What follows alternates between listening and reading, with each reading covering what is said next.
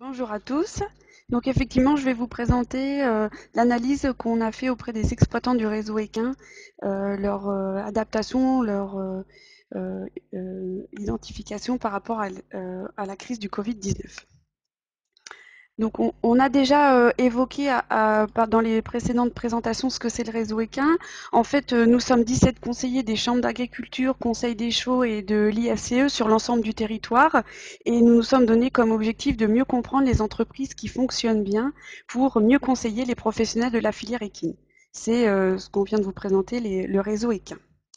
Sous la coordination de l'Institut de l'élevage et puis grâce au financement du fonds EPRON, nous réalisons le suivi de 128 entreprises, donc des centres équestres, Sophie l'a évoqué tout à l'heure, mais aussi des établissements de tourisme équestre, des écuries de pension et enfin des élevages de chevaux de trait. De ce suivi, nous tirons des références techniques et économiques qui nous servent tous les jours dans nos conseils auprès des porteurs de projets équins. Quand les structures équestres ont dû fermer leurs portes, dans le cadre des mesures de lutte contre la Covid-19, nous avons souhaité enquêter nos structures en suivi pour connaître l'impact de cette crise sur leur fonctionnement. Donc c'est ce qu'a dit Hugues, en complément des enquêtes quantitatives qui avaient été menées par l'IFCE et par les conseils des chevaux, nous on a mené plutôt une enquête qualitative. Donc on a conduit des entretiens semi-directifs par téléphone, hein, puisqu'on était contraint de les appeler par téléphone auprès des exploitations que l'on suit. Euh, et on avait donc un questionnaire qui permettait de recenser leur adaptation quant à la gestion de la cavalerie, l'organisation du travail, le lien à la clientèle, et aussi de faire le point sur les difficultés rencontrées, les solutions mises en place et l'impact économique sur leur structure. 49 structures ont été enquêtées avec une proportion assez importante de centres équestres. Les résultats de cette étude, eh bien, c'est, comme on pouvait s'en douter, il y a 92% des entreprises du réseau équin qui ont été impactées par la crise dans leur fonctionnement. Sans surprise, ce sont les centres de tourisme équestre et les centres équestres qui ont été les plus touchés parce qu'ils ont été contraints d'arrêter la plupart de leur activité pour fermeture administrative. Les cours, les stages, les balades, randonnées, accueil de groupe et les formations BPGEPS, DEGEPS organisées par certaines structures ont dû tout simplement être annulées. Et c'est dans ces systèmes qu'on retrouve le plus de personnes qui ont mal vécu cette période. Quand on a interrogé les dirigeants de centres équestres, ceux que l'on suit dans le réseau équin, sur les adaptations qu'ils avaient mis en place, on s'est rendu compte que dans 60% des cas, il y avait une réorganisation de la main-d'œuvre. Il y a une diminution de la main-d'œuvre salariée parce qu'il y a eu du recours au chômage partiel. Des salariés n'ont pas pu assurer leurs fonctions liées à leur garde d'enfants et il n'y avait plus de stagiaires sur place. Donc il y a eu report en fait du travail sur les dirigeants de centres équestres, les exploitants, notamment par rapport à la gestion des chevaux et aussi de manière assez importante sur les chevaux de propriétaires qui étaient logés en box.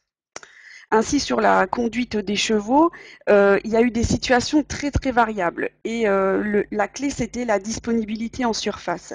On avait seulement 7 centres équestres qui ont pu mettre tout leur cheptel au prêt, c'est-à-dire les chevaux de club et puis les chevaux de propriétaires. Pour une moitié, il y a une partie des chevaux qui ont pu être placés justement sur des surfaces en herbe, mais il a fallu continuer à gérer quand même une partie de la cavalerie et les sortir quotidiennement. Et enfin, la dernière partie des structures enquêtées, eux, n'avaient pas de possibilité du tout de sortir les chevaux et les poneys au parc, ce qui entraînait donc une organisation assez drastique pour pouvoir sortir quotidiennement les chevaux et les poneys que ça soit autour des longes, sorties en paddock ou des séances de travail. Par rapport à la gestion de la clientèle, elle aussi, elle a dû être adaptée. En effet, une communication qui se passe en voyant les clients directement, les cavaliers, ça fonctionne bien, ils le maîtrisent bien. Par contre, celle-ci a dû être réadaptée, voire même renforcée pour maintenir ce lien. Il y a eu beaucoup de communication sur les réseaux sociaux, des posts, des photos, des vidéos mises en ligne régulièrement, sur les pages Facebook, des lives Facebook, des jeux, des quiz partagés et souvent des groupes WhatsApp et des groupes Messenger. Pour les chevaux de propriétaires, il y a eu des adaptations aussi, des envois personnalisés de mails, des appels téléphoniques et aussi des SMS. Nous avons souhaité vous partager le témoignage d'une exploitante du réseau équin. Il s'agit de Michel Porté, qui a un centre équestre en Moselle. Donc, je vais vous passer son témoignage. C'est parti. Bonjour, je m'appelle Michel Porté, je suis propriétaire d'une écurie située sur la commune de Basse-Vigneulles dans le 57. Sur le site, j'accueille une cavalerie de 26 poneys et chevaux d'école, 175 licenciés, une quinzaine de propriétaires et une soixantaine de chevaux d'élevage. Cela fait tout de même un cheptel d'une centaine de chevaux à gérer au quotidien.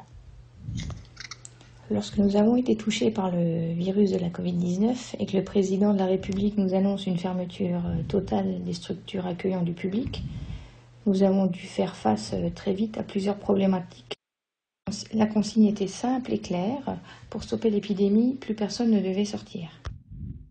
Notre structure équestre devenait un lieu strictement interdit au public.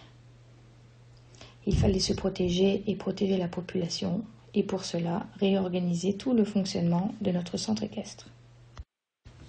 Une chose est sûre, c'est que les chevaux ne devaient pas subir l'effet confinement. Donc mon équipe et moi-même, on s'est organisés et avec le soutien de nos clients et de nos propriétaires, nous avons organisé au mieux nos journées et transmis au maximum le quotidien de tous les chevaux, que ce soit les poneys d'école, les poneys de propriétaires, les chevaux de propriétaires, le personnel.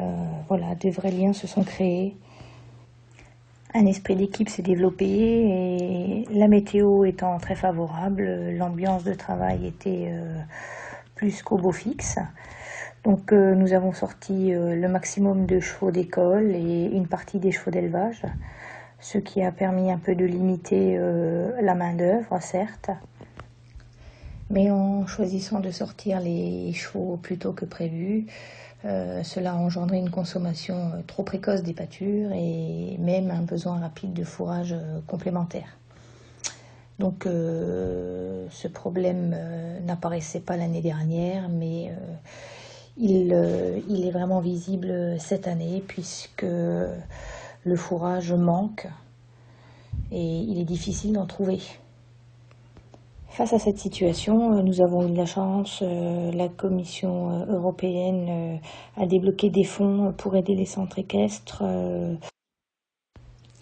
Ce soutien financier était la bienvenue, mais malheureusement, il n'était pas à la valeur de la matière première, puisqu'il y a eu une vraie fluctuation suite au manque et à la demande. Les prix ont anormalement augmenté. La partie la plus compliquée due à ce confinement total, c'était bien évidemment l'annulation de tous nos cours, l'annulation de tous les stages de Pâques, donc les stages du mois d'avril-mai, et aussi l'annulation de toutes les écoles qui devaient venir sur la période du dernier trimestre.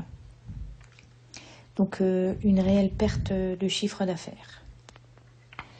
Pour pouvoir payer mes salariés et mes factures, j'ai donc eu recours à un prêt garanti par l'État. Mais je vous avoue que je pense que c'est un peu une bombe à retardement, que financièrement je me sens affaiblie, car je me sens redevable ces prochaines années d'un remboursement pour lequel je n'avais pas prévu ça dans mon plan financier. Sur la structure, je gère donc un élevage d'une soixantaine de chevaux. Pour ma part, le confinement a eu un impact très négatif sur la vente de chevaux. Les gens ne pouvant pas se déplacer, aucune transaction n'a été faite quasiment pendant une année complète sur toute la partie élevage. Et là, aucun soutien de fourrage et d'alimentation, contrairement au centre équestre, n'a été proposé à ce jour. Je pense sincèrement que plusieurs secteurs de la filière ont été oubliés pendant le confinement. Cette situation a tout de même été bien soutenue par l'État et les ministères. En effet, les allègements ont permis donc la reprise d'une activité de plein air, ce qui a relancé l'ouverture de notre poney club. Nous avons fait une très belle rentrée et j'espère simplement que tous les petits cavaliers resteront fidèles à leur poney, malgré l'ouverture de toutes les activités sportives qui me paraissent nécessaires et évidentes. En cette période de déconfinement, je souhaite des bonnes vacances à tout le monde. Alors, 2020, une année inoubliable ou une année à oublier?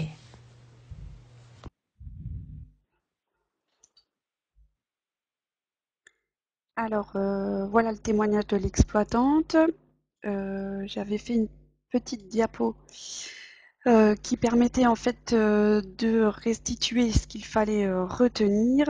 C'était plutôt en fait une diapo pour retirer les enseignements de cette crise.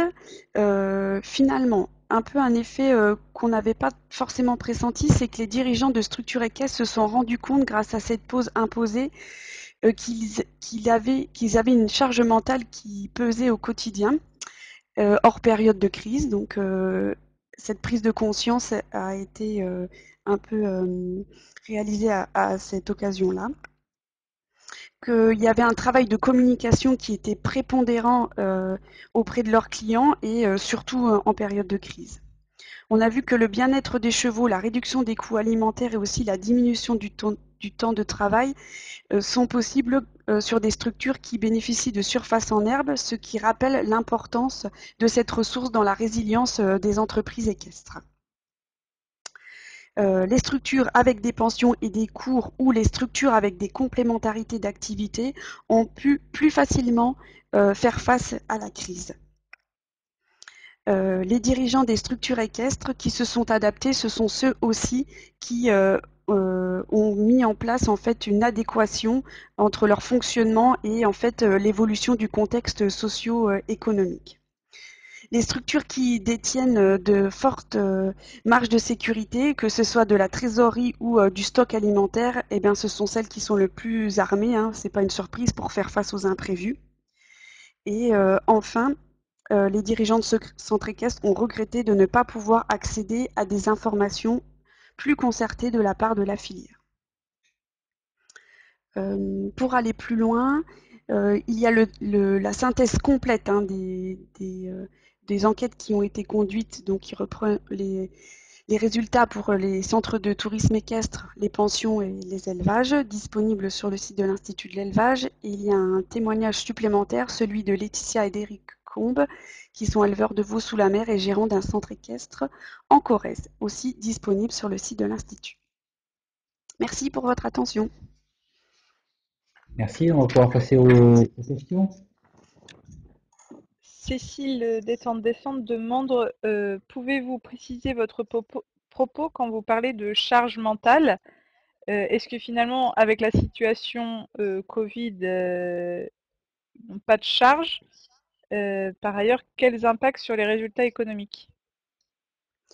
Alors effectivement, charge mentale, en fait, la journée d'un dirigeant de centre équestre, elle est quand même conditionnée par rapport à l'organisation des horaires autour des cours d'équitation. Donc en fait, l'ensemble du travail, il est vraiment organisé avec cette contrainte-là, de à telle heure c'est l'heure d'équitation. Voilà. Et là, de fait de ne plus avoir en fait de contrainte horaire, c'est-à-dire je peux alimenter mes chevaux quand je veux, voilà, ça leur a permis en fait de se libérer un petit peu de tout ce cadre des reprises qui, en fait, ils s'en sont aperçus là, étaient vraiment très impactants sur leur mental, en fait. Et beaucoup ont vécu ça un peu comme une pause, dans le sens où bah, plus trop de contraintes horaires. Ils ont pu réaliser des travaux qu'ils reportaient en fait depuis longtemps. Donc c'est sûr qu'il y avait des inquiétudes. Hein, c'était surtout sur la condition, les moments de reprise, quoi. Comment ça allait reprendre, à quel moment, est-ce que ça allait être plus ou moins long, comment les clients allaient revenir. Donc ça, c'était vraiment très inquiétant. Mais en même temps, de se dire, bah, j'en profite, j'utilise ce temps-là pour ma structure, pour voilà, faire des choses que j'avais pas le temps de faire. Donc voilà, c'était un peu double, un double état d'esprit entre vraiment un soulagement de pouvoir enfin réaliser des choses et d'autres de s'inquiéter sur les conditions de reprise. Les impacts économiques, effectivement, alors ça c'est plutôt à l'échelle macroéconomique, l'Institut français du cheval d'équitation et les conseils des chevaux qui l'avaient mesuré. Euh, Par exemple, pour l'exploitante là qui témoigne, elle avait énormément de scolaires en fait qui étaient programmés. Donc elle avait un chiffre d'affaires prévisionnel de 12 000 € sur la période mai-juin, donc elle n'a pas pu réaliser. Et puis l'ensemble des cours qui, elle, par exemple, elle a pu les reporter parce qu'elle a des forfaits. Donc en fait, il y avait deux situations différentes. Soit des clubs qui avaient des cartes, donc ça veut dire que les gens consomment quand ils viennent. Auquel cas, ceux-là, il y avait pas forcément, il y avait plus d'argent pour ces clubs qui rentraient, mais d'un autre côté, pas forcément d'inquiétude quant à des sommes à redonner ou une organisation à prévoir quand les cours reprendraient. Que des clubs qui fonctionnaient sous forme de forfait, ça veut dire que les forfaits étaient prélevés ou voilà. Et là, du coup, il fallait s'inquiéter de se dire, bah voilà, quand les cavaliers voudront revenir, comment est-ce que je m'organise pour pouvoir satisfaire eh ben, toute cette demande-là ou pouvoir solder des heures sans que ma cavalerie se retrouve en difficulté aussi de devoir assumer toutes les heures qu'elle n'avait pas pu le faire pendant le confinement. On a une autre question de Geneviève Bigot. Est-ce que les réorganisations temporaires ont eu un impact sur le fonctionnement ultérieur des établissements, comme par exemple de mettre plus les chevaux à l'herbe ou de réorganiser son travail journalier? C'est-à-dire que ce qui a été mis en place pendant le confinement, est-ce que ça a perduré en fait? C'est cette Oui, question-là, je pense. je Oui, oui. pense. Alors en fait, euh, les dirigeants de centres équestres, ils se trouvent en fait en permanente adaptation parce qu'il y a eu donc un confinement, puis un déconfinement, un confinement. Après, c'était ouvert à des petits groupes sans les adultes. Voilà. Donc en fait, ils sont on peut pas vraiment dire est-ce que ça va perdurer ou pas parce que là, ils sont encore en adaptation, c'est-à-dire il y avait finalement des autorisations qui étaient qui changeait au mois le mois et c'est tout le temps de l'adaptation. Je ne sais pas si aujourd'hui on peut mesurer, mais je pense que c'est ce qu'on se disait un petit peu dans les ce qui reste à retenir, c'est que finalement il y aura peut-être et on l'espère voilà des fonctionnements qui vont permettre après peut-être de se dégager plus de temps si les essais qui ont été faits pendant la période de crise sont satisfaisants. Oui. Simplement, Émilie, des modifications que vous avez pu voir, vous avez pu revoir des exploitants dans le cadre de vos suivis depuis, je pense. Est-ce que vous avez constaté des modifications durables du coup de leurs pratiques? Alors, en fait, il y a eu quand même un petit rebond d'activité au mois de septembre parce que c'était un des rares sports qui était autorisé, hein, comme c'est un sport de plein air. Donc en fait, l'ensemble des centres équestres ont fait quand même une relativement bonne rentrée parce que justement les cours de judo et tous les sports collectifs, par exemple, n'étaient pas possibles. Donc les enfants se sont reportés sur l'équitation, donc ils étaient plutôt contents. Après, avec la mise en place du couvre-feu, c'est-à-dire plus de cours le soir, ils ont dû se réadapter à faire des cours le samedi, le dimanche, en fait. Est-ce que du voilà, en fait, c'était plutôt enfin, c'est ce que je disais. Je sais pas si aujourd'hui ils sont toujours dans l'adaptation. Je sais pas si aujourd'hui on peut se dire c'est des choses que je peux garder ou que je peux pas garder. Je pense que les poneys à l'extérieur, ça a dû quand même peut-être pour ceux qui le pouvaient permettre de se rendre compte voilà, qu'il y avait un véritable gain de temps dans à la fois la manipulation des chevaux et puis l'affouragement en fait. Je pense que ça, on va pouvoir peut-être le quantifier maintenant. Ouais. Mm, mm. Merci pour cette intervention.